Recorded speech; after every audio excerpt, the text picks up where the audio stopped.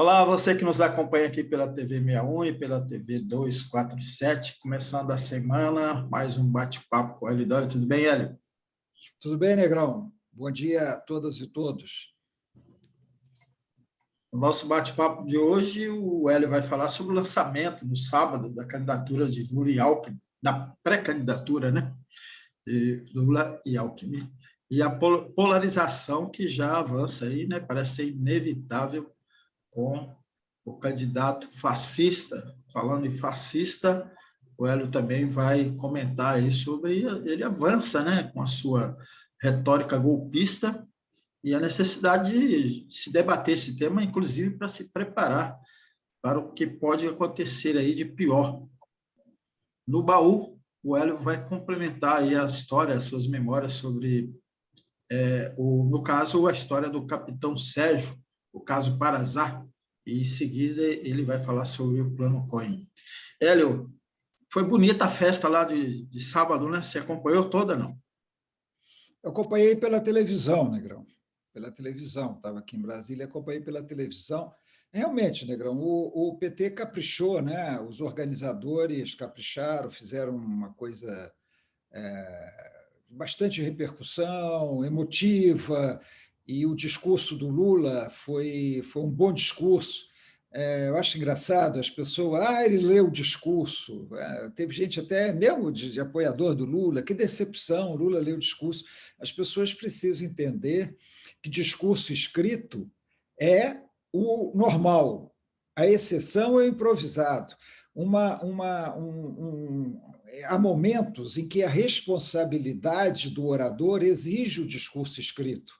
Eu mesmo, que não sou grande coisa, mas várias vezes, em determinadas situações, eu levei meu discurso escrito, porque você tem que dar um encadeamento natural das coisas, não é um comício. Comício você faz no arrebatamento, falando. Mas quando eu tomei posse no Sindicato dos Jornalistas como presidente, eu levei meu discurso escrito.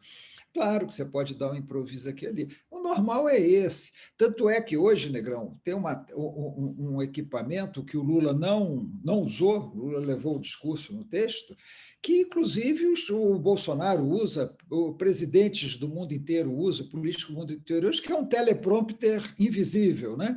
Você coloca na frente duas telas transparentes, em que o orador, olhando apenas para elas assim, e não dando a impressão de que ele está lendo, ele consegue ler o discurso.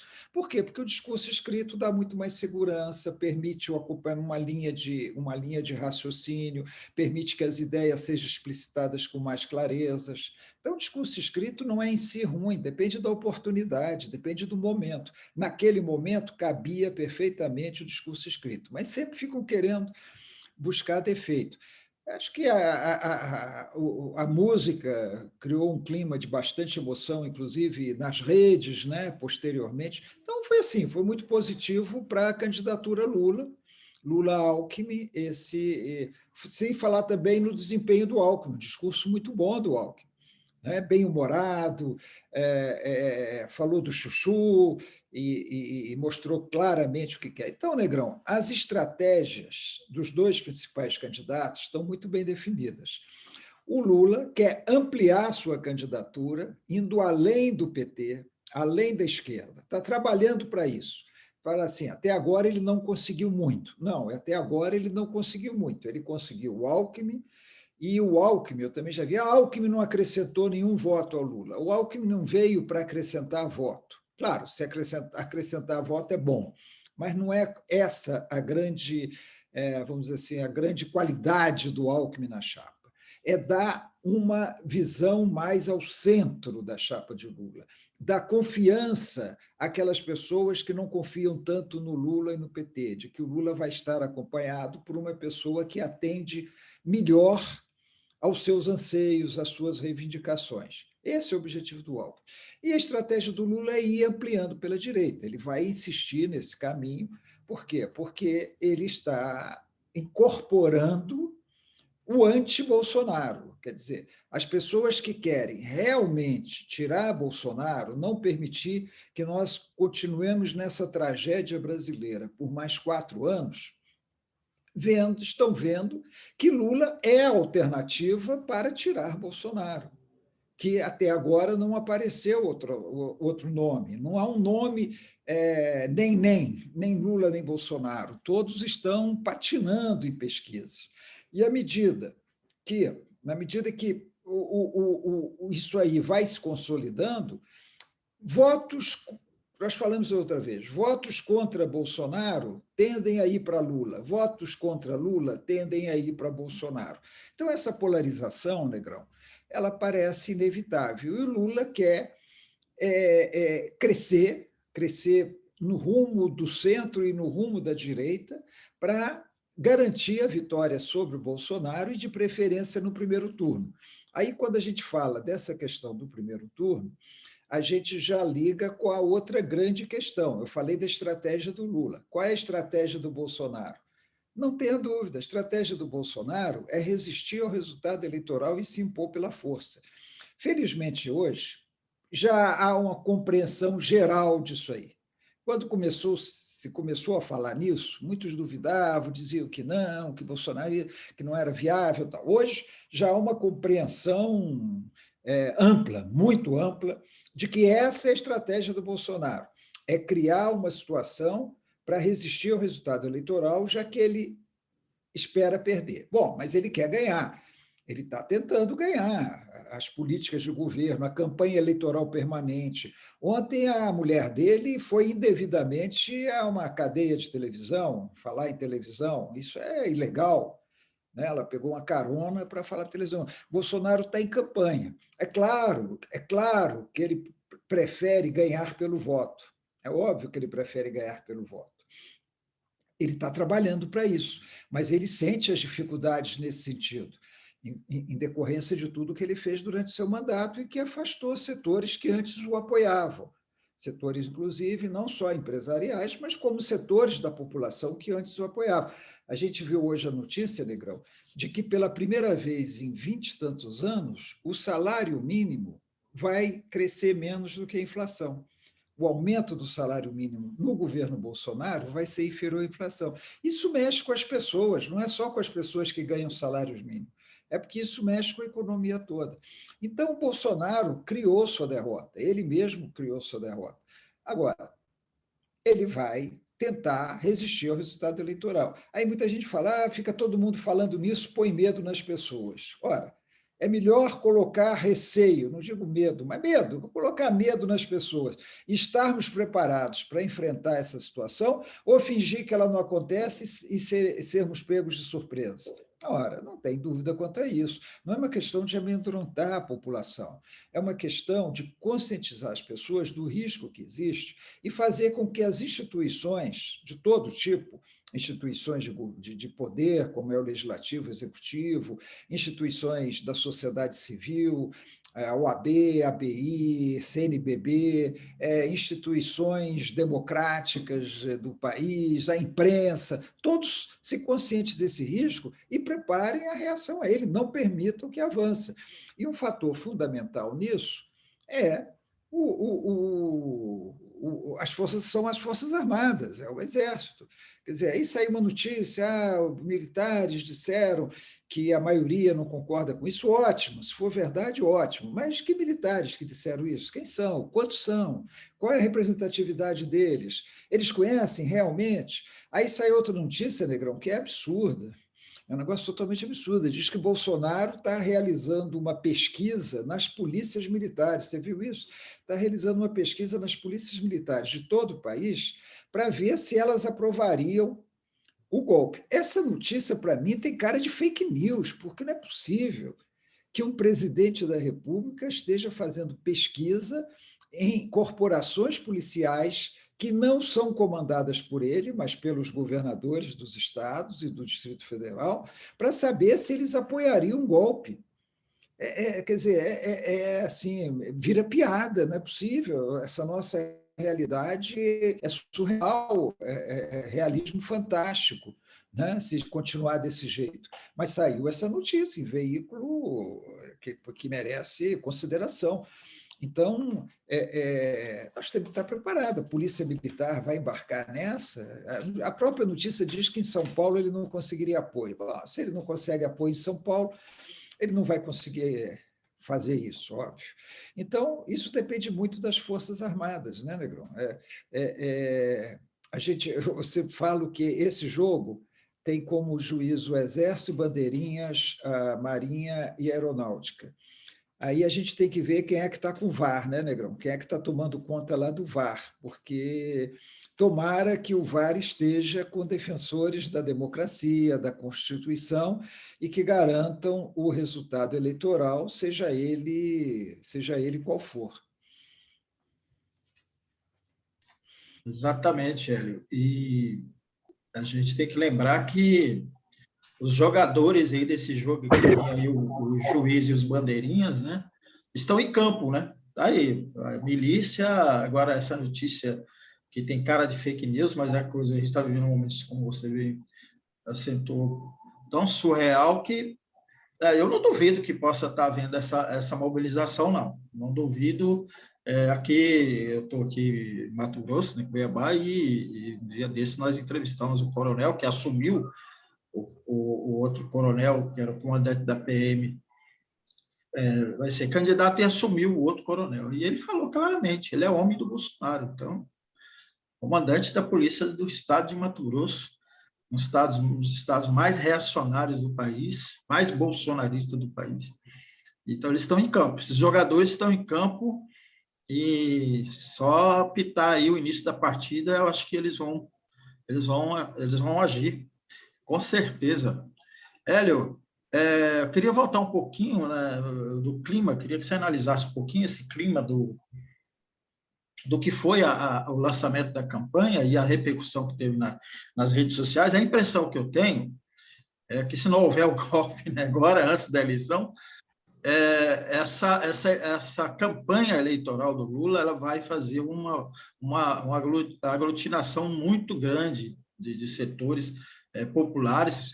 Isso vai arrastar, na minha opinião, aí as forças políticas mais à direita, porque o debate já está colocado na rua, né? E o Bolsonaro só vai ter condições de sobressair aí nos subterrâneos da fake news, né? Dos WhatsApp da vida, essa coisa toda. Então, assim, eu queria que você analisasse isso e também analisasse sobre isso, né? Justamente sobre esse confronto que vai acontecer nos subterrâneos aí, as armas que eles vão utilizar, que virão sem nenhum escrúpulo, né? Não, isso aí a gente não deve esperar. Você viu que o Lula foi hostilizado em Campinas por bolsonaristas, né? O próprio Lula, o candidato. A gente tem visto diversos incidentes. É óbvio, Negrão, a natureza do bolsonarista, eu estou falando do bolsonarista raiz, eu não estou falando daquela pessoa meio ingênua que acha que Bolsonaro não é corrupto, que Bolsonaro vai livrar o país da criminalidade, que o comunismo ameaça. Aquele bolsonarista raiz mesmo, uma característica básica deles é o instinto violento. Essa questão da defesa das armas, da agressão, da agressividade. Tanto é que a gente não erra, Negrão. Toda vez que sai uma notícia de uma violência, seja uma atitude racista no coletivo ou no comércio, seja uma agressão a uma mulher, seja um cara que chuta uma criança, você fala assim, esse cara é bolsonarista. Quando você pesquisa nas redes, o cara é bolsonarista. Não tem erro. Eu brinco que a margem de erro é 5%, mas não, é menor do que isso. Mas não tem erro, Negrão, não tem erro. Sai a notícia de uma agressão qualquer desse tipo, por racismo, misoginia, violência intrínseca, agressão contra crianças, mulheres, briga de trânsito. Quando você vai nas redes, o cara é bolsonarista. Está lá com o verde e amarelo, está lá as manifestações. A violência deles é instintiva, faz parte da natureza do fascismo. São fascistas em todo o sentido do termo. Não adianta vir intelectual descaracterizar que não é fascista, que não é isso, sabe? Não adianta isso. Então,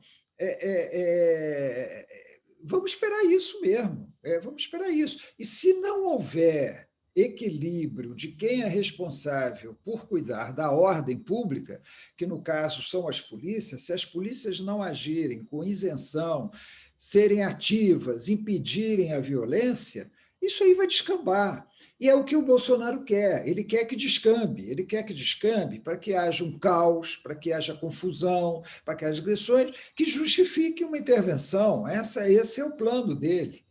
Isso aí eles próprios, gente ligada a eles conta, o pessoal que não acredita nisso, acho que hoje quase todo mundo acredita. Então, descambar para a violência mesmo, para o caos, né? Para criar um clima de estabilidade tal, em que justifica uma intervenção. E aí uma resistência à eleição, dessa bandidagem armada que Bolsonaro tem, reunida nos clubes de caça, tiro, caçadores, colecionadores, atiradores, essa turma toda, com mais policiais que vamos dizer, individualmente o apoiam, não estou falando em corporações, e se as corporações não agirem, vai ser um caos. Você está falando aí, o próprio comandante se diz bolsonarista, o comandante não tem que falar nada, ele não tem que falar se ele é bolsonarista, se ele é lulista, se ele é do PT, ele tem que fazer a função policial dele. Só o fato dele se declarar adepto do Bolsonaro já o indispõe para o cargo que ele está exercendo. Se tivesse um governador bom aí, Negrão, ele já teria sido exonerado se ele falou isso, entendeu? Comandante de polícia militar não tem que se manifestar politicamente, nem mesmo em apoio ao presidente. Ele pode dizer que ele apoia a Constituição e que ele apoia as autoridades constituídas. Tudo bem, até aí tudo bem, mas não quer dizer que apoia politicamente o presidente da República. Ele o apoia como estudante, mas se ele der uma ordem inconstitucional, uma ordem legal, ele tem que descumprir essa ordem. Então, é o caso de 64, né? O golpe era inconstitucional. Os militares que resistiram ao golpe, que foram punidos por isso, depois receberam anistia, porque eles estavam certos. Os que estavam certos, os que resistiram ao golpe, não os que deram o golpe. Mas naquela época, os certos eram os que deram o golpe, né, Negão?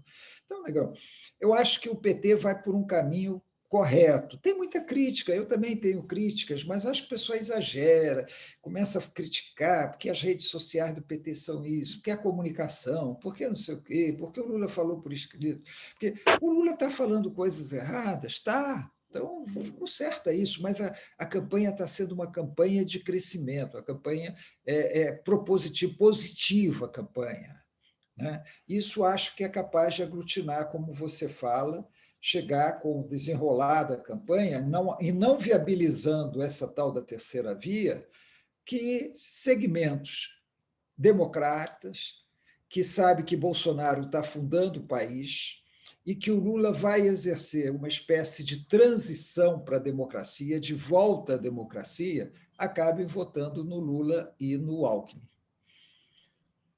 Vamos então para o Paulo do Hélio. Está dando um retorno aí, Hélio?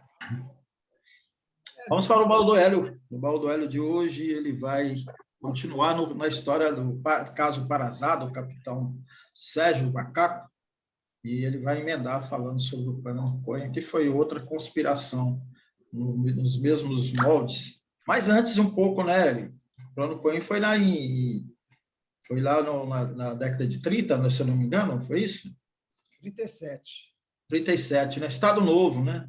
Mas vamos lá para o Capitão Macaco primeiro.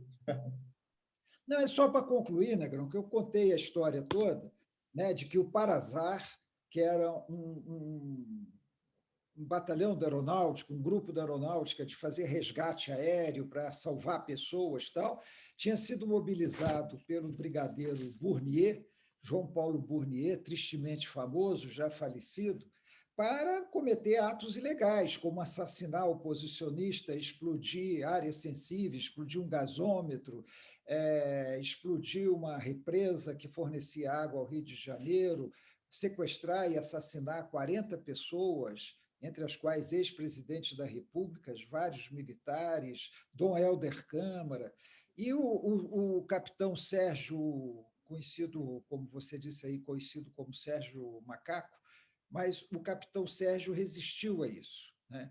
O capitão Sérgio Miranda de Carvalho ele não aceitou cumprir essas ações e sofreu as consequências.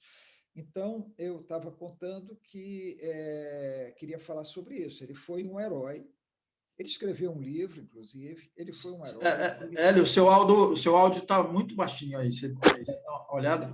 O volume, não, o volume está alto, nega. Eu vou falar mais alto.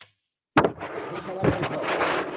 Então, ele foi um herói, ele contou essas histórias no livro, e ele mostra, ele foi punido por isso. Né? Quer dizer, o lado certo, numa ditadura, num governo como esse que nós temos, ele é punido por fazer a coisa certa. Né?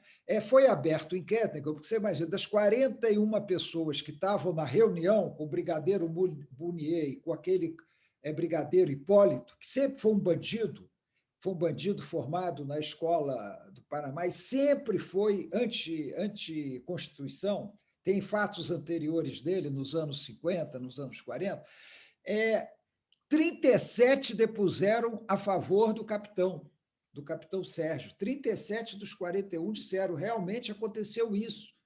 Mas o major brigadeiro Itamar Braga, que foi encarregado de fazer o inquérito, de fazer a investigação, o major Braga também foi punido. Né? Ele também foi punido. Então, o inquérito não deu em nada, não aconteceu nada com os acusados, e o brigadeiro Bournier ele só se lascou depois, Negrão, porque ele era comandante do Galeão, da 2ª Zona Aérea, do Galeão, e lá foi assassinado, sob tortura, o Stuart Angel Jones, que é filho da Zuzu Angel, que provocou um rebuliço com o assassinato do seu filho, irmão da Hildegard Angel, que é jornalista, que atua até hoje, e, por causa disso, ele foi afastado da 3ª Zona Aérea, que comandava a base aérea do Galeão. Por isso ele foi afastado. Ele não foi afastado, quer dizer, talvez pelo conjunto da obra fascistoide dele, mas ele foi afastado em função da questão do Stuart, do assassinato do Stuart, que foi intoxicado, colocado num jipe, perto da descarga do jipe e arrastado pelo quartel da base aérea do Galeão. Então, Negrão, foi um caso complicado, envolveram nele, para defender o capitão Sérgio, até o brigadeiro Eduardo Gomes, Negrão. Até o brigadeiro Eduardo Gomes, que é o patrono da aeronáutica e que tinha sido candidato a presidente da República, candidato derrotado. O brigadeiro Eduardo Gomes tentou ali fazer algumas gestões para impedir que o caso proliferasse, a pedido do brigadeiro Délio Jardim de Matos, né, que tinha sido ministro, que foi depois ministro da Aeronáutica, mas não deu em nada, Negrão. O capitão Sérgio foi preso durante 25 dias, depois foi encostado, foi enviado para Recife. Aí surgiu uma denúncia na Câmara pelo deputado Maurílio Ferreira Lima, que denunciou o caso na Câmara, ele era do MDB de Pernambuco, e o jornalista Peri Cota escreveu uma matéria no Correio da Manhã, no então jornal Correio da Manhã, contando toda a história. Resultado, o Pericota foi preso, né? A denúncia ficou por isso mesmo, e a reparação ao capitão Sérgio só veio acontecer depois da democratização do país. Eu estou resumindo aqui, Negrão, por causa do tempo, mas, em resumo, é uma história importante. Eu só quero chamar a atenção para o que eu disse. A direita é capaz de tudo. A direita é capaz de simular atentados, a direita é capaz de se atacar para culpar a esquerda.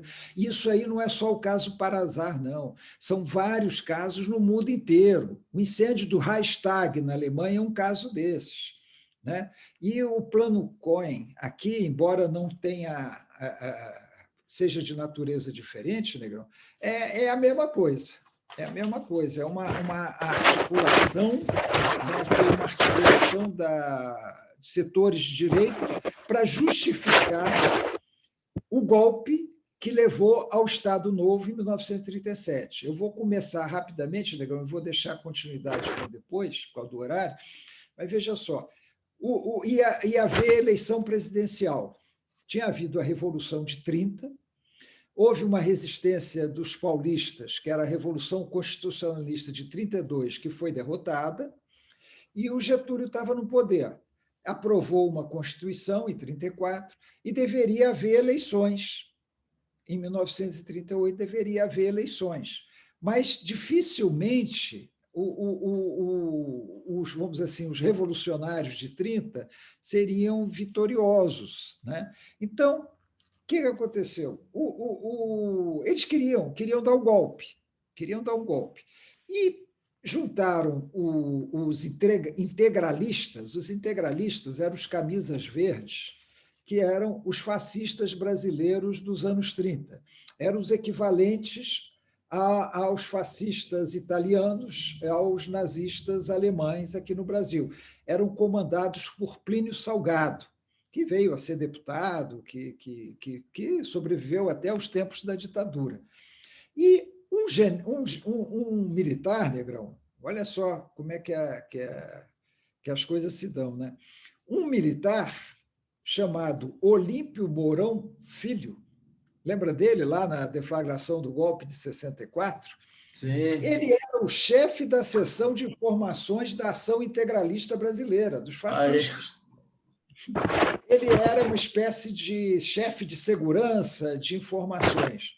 E esse general Olímpio Mourão Filho, eu vou continuar só no próximo programa, ele bolou um plano para pôr a culpa nos comunistas e justificar a deflagração do golpe que levou ao Estado Novo em 1937. Então, você vê como é que a história vai se repetindo, né? Se você pegar a história do Bournier, se você pegar a história daquele brigadeiro Hipólito da Costa, que nós já falamos dele aqui, vai pegando nos anos anteriores, eles estão sempre presentes do lado da direita, do lado fascista, do lado contra a Constituição, do lado golpista. E aí você vê o Olímpio Mourão Filho, que iniciou o golpe militar de 64 em Juiz de Fora, foi o cara que elaborou o Plano Cohen, sobre o qual eu vou deixar para falar no nosso próximo programa, Negrão, porque o horário já apertou aqui. Muito bom. Então, assim, a gente termina aqui o nosso bate-papo com o Hélio Dório de hoje. Obrigado, Hélio. Obrigado você que nos acompanhou. Faça sua inscrição aí na TV 61, no Expresso 61, TV 247. Compartilhe que nosso programa ajude a impulsionar aqui o nosso bate-papo. Um abraço para todo mundo. Até quarta-feira.